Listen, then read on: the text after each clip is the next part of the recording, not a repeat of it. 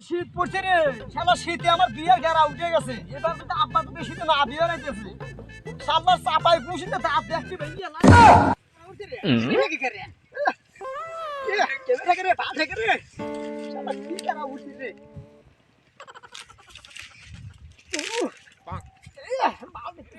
সোয়াল হেই কখন গেছে সকালবেলা ভাতও খায় নাই গেল কোনে দেখি তো গাছ ন রেখে রে